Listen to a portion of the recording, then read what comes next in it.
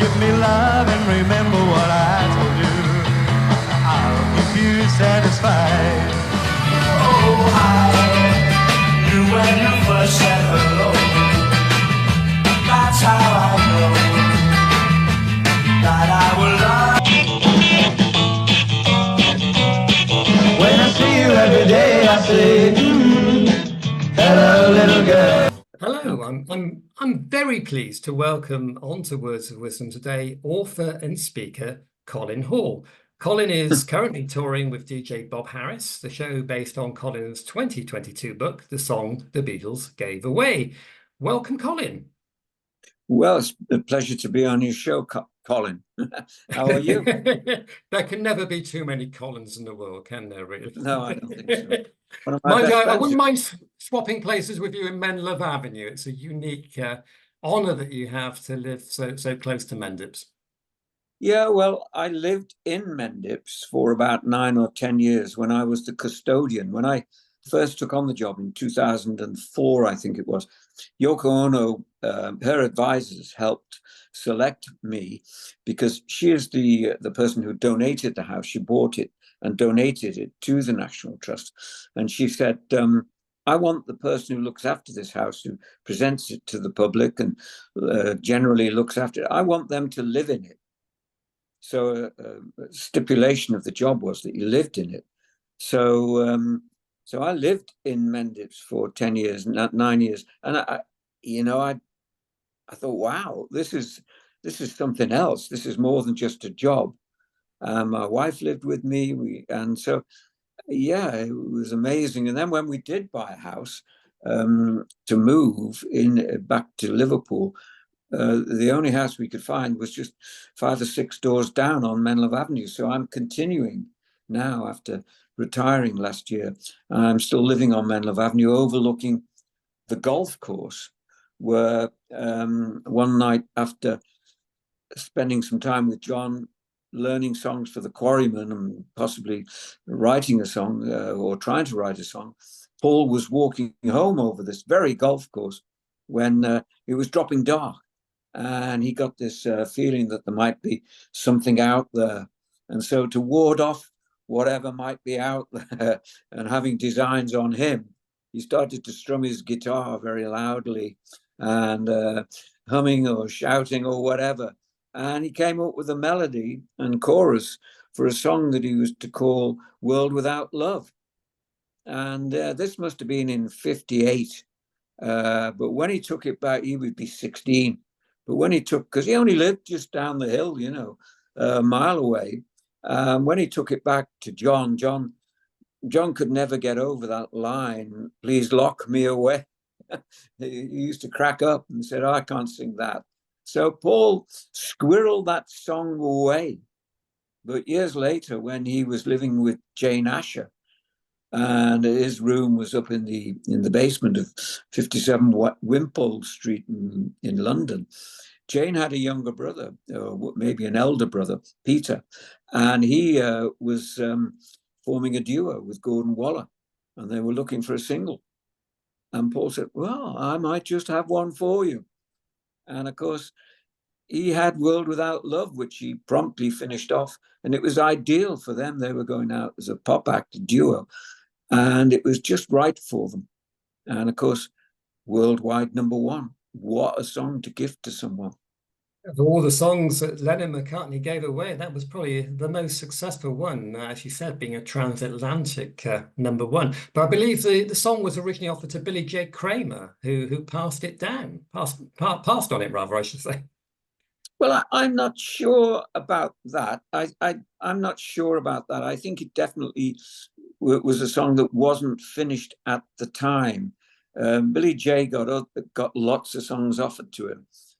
But I think it was one that was earmarked really for Peter, being Jane's brother.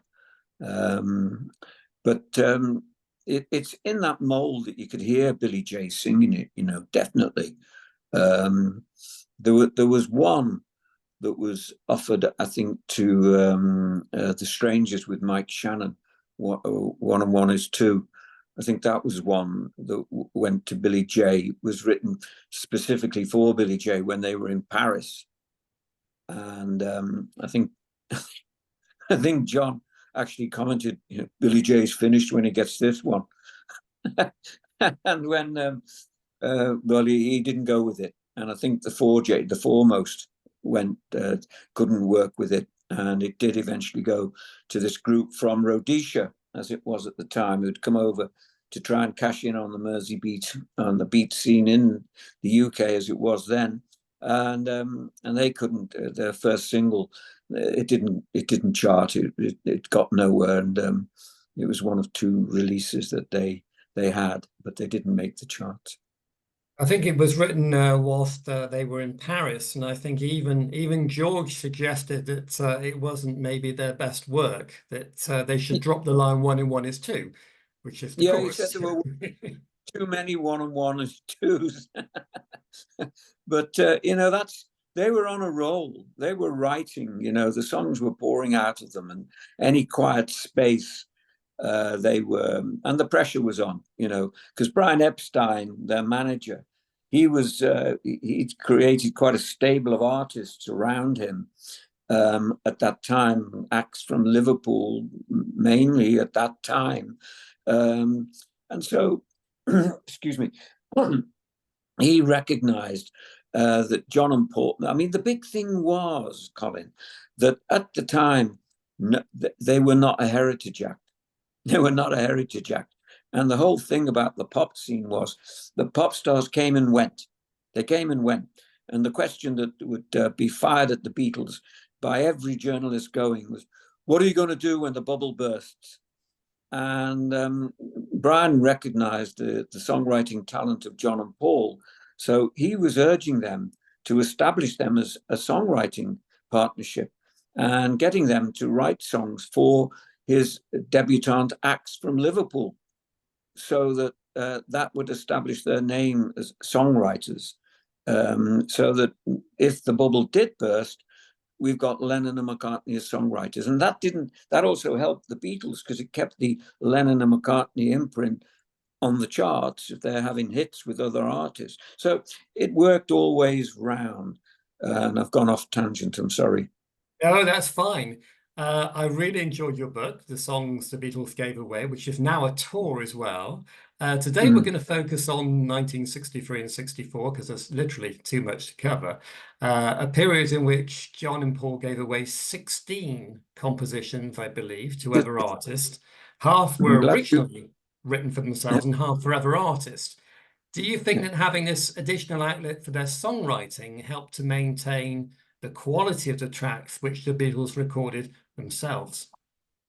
I think so. I mean, I think they were producing songs, looking, and kind of checking them to see if they were good enough for the Beatles, and some were, some weren't. And they, for instance, I think they maybe gave "I Call Your Name" to Billy J. And Billy J wanted to put that out. He thought that was a bit of a rocker, and he liked that. And he just done "Do You Want to Know a Secret?" And I think he quite liked "I Call Your Name," but John had also written "Bad to Me" for him, which is a cracking song, and you can hear the Beatles doing "Bad to Me," but that had been fashioned specifically for Billy J. And George Martin actually said to Billy J, that's very Beatley, and you are Billy J. Kramer, so "Bad to Me" it has to be. So yes, I think there's you've got a point in what you say, but they were producing songs quite a lick.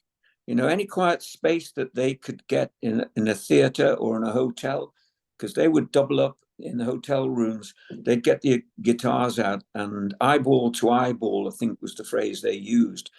Plus, they did have a little bit of a backlog of songs from their songwriting days in Liverpool. Not many, because it's a myth that they wrote hundreds of songs in Liverpool. Paul himself told Bob and I when we interviewed him, he said, we didn't.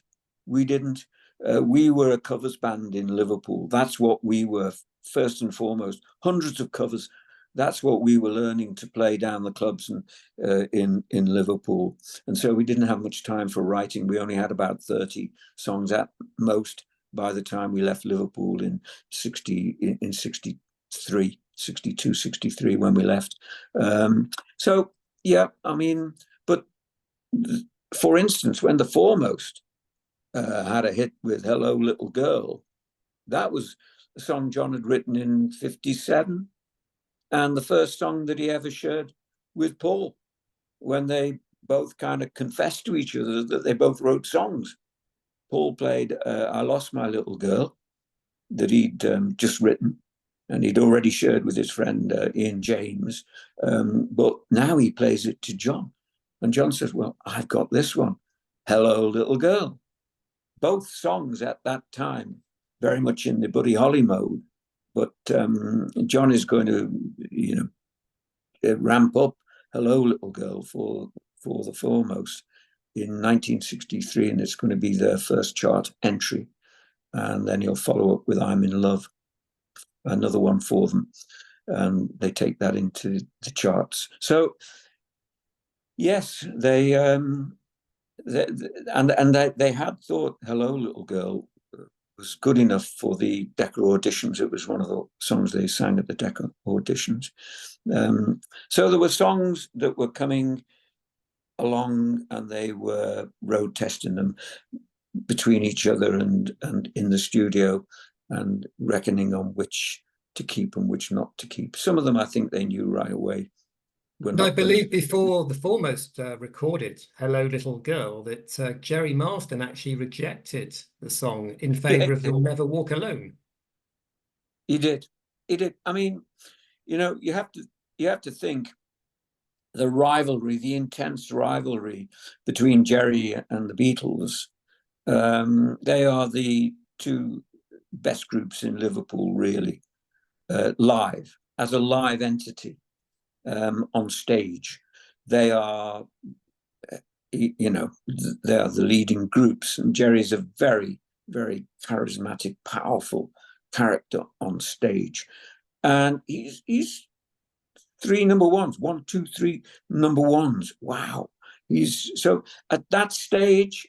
We do not know, as youngsters, as the record buying public, we don't know. We haven't got the history we have now.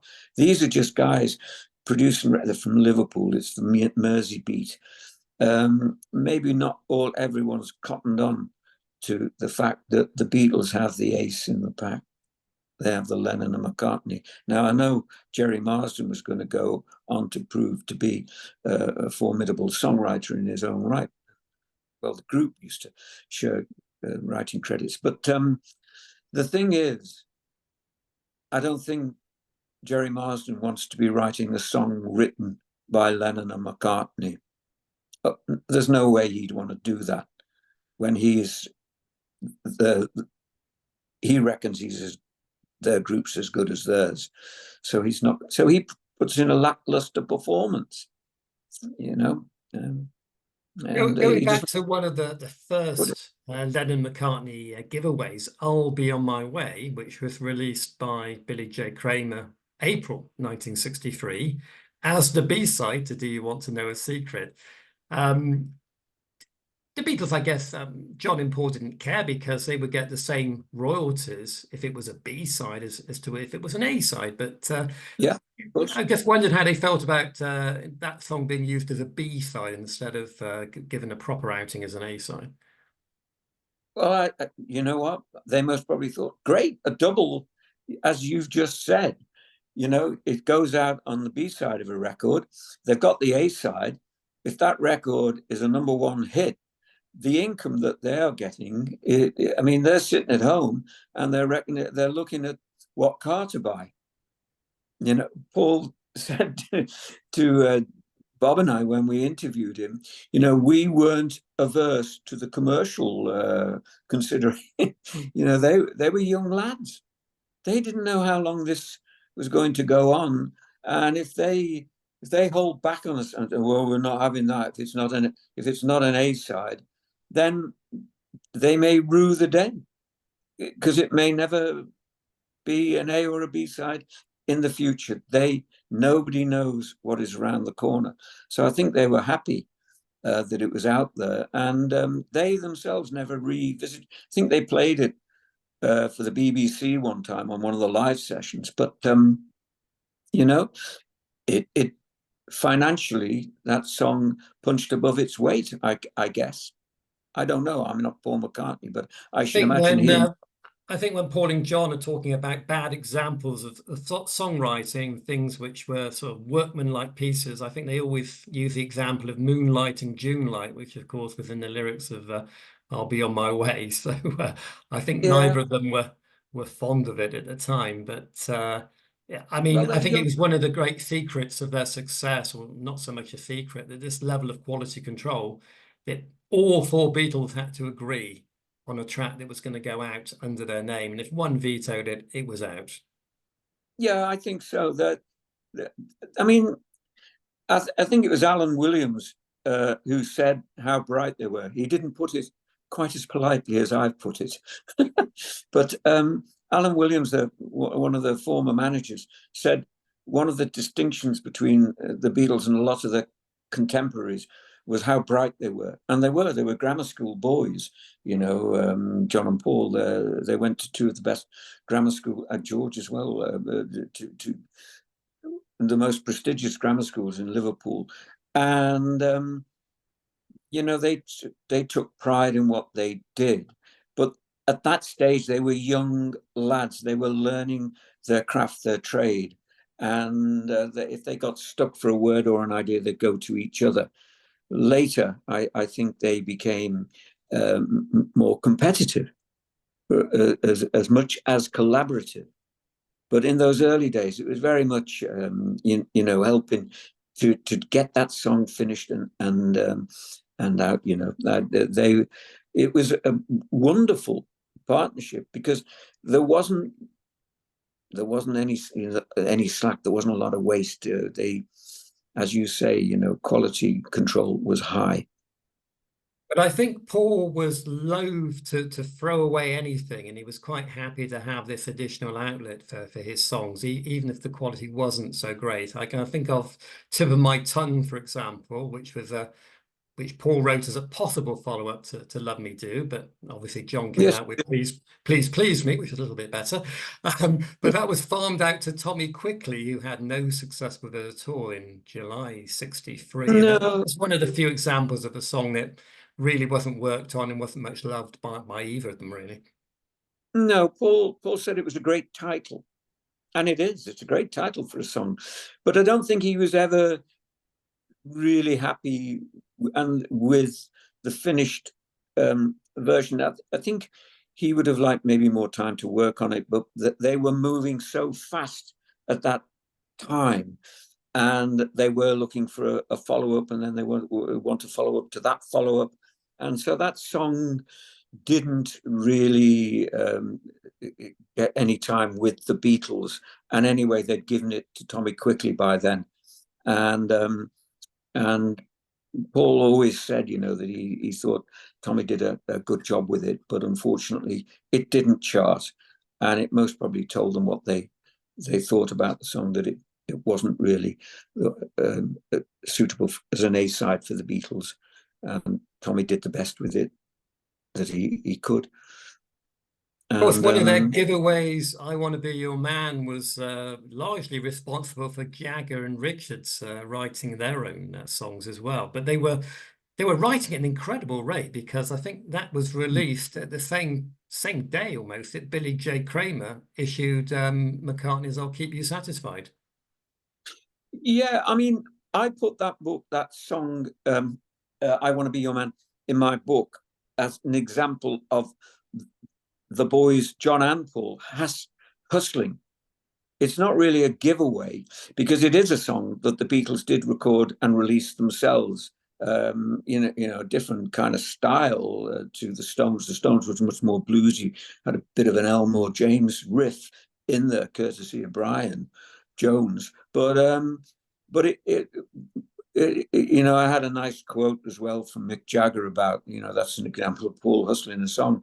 But they were with the Stones, and they kind of say, "Oh, you're looking for? We've got one," and so they. But it's not actually, because it doesn't. My definition to make the book was that it didn't.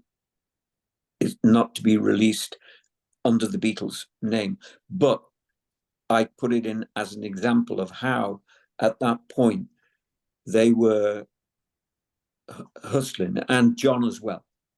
And of course, if you look and if you follow the book through, what we see is that John, after a while, doesn't see any point in giving songs away, because, as he says, the bubble hasn't burst, and we don't need this, because every time we put an album out, people raid the album for songs to cover. So we're established as the song. What Brian wanted for us, what we wanted for ourselves, was to establish the name Lennon and McCartney. We've done that. We don't need to chase anymore. We're out there. We're established. So he was less inclined, but Paul had it in him. You know, he's got this this drive, and he likes it. He likes doing it. So he continued. But of course, they'd made the pact that the songwriting partnership was Lennon and McCartney, and it didn't matter who originated a song, it would always go out under the Lennon and McCartney name. So that's why we see more and more of the songs the Beatles gave away being McCartney compositions. I'm in Love, I think, was John's final song, which was given away. I'm in and the foremost. Yeah. And after that, Yeah, it was all sort of Paul's giveaways that came thereafter. So that's sort of really backs up what you're saying, that John wanted to release material under their own steam rather than give it away. Yeah, I mean he would work. You know, I mean, he liked the idea of people having his songs in the chart, his and Paul's songs. He was not averse to that in any way, but to actually sit down and fashion a song for someone, I think he just went off that idea. But Paul, ever ready to oblige, and he liked the challenge. You know, if Cilla Black needed a song, he liked the challenge of fashioning a song to suit her voice. You know, It's For You is a great song, by the way, that John and Paul fashioned for Cilla. If anybody ever goes back to that one, I think they wrote a really beautiful song for her. And then, of course, Paul fashioned Step Inside Love, which was beautiful.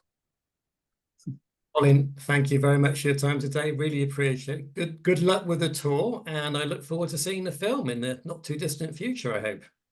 Yeah, well, so do Colin Hanton and I. We're hoping and praying it's going to come out this year. It's fingers crossed time for us. But if it doesn't come this year, it'll come next year. And we're old enough to know that everything comes to those who wait. Indeed. And thanks again, Colin.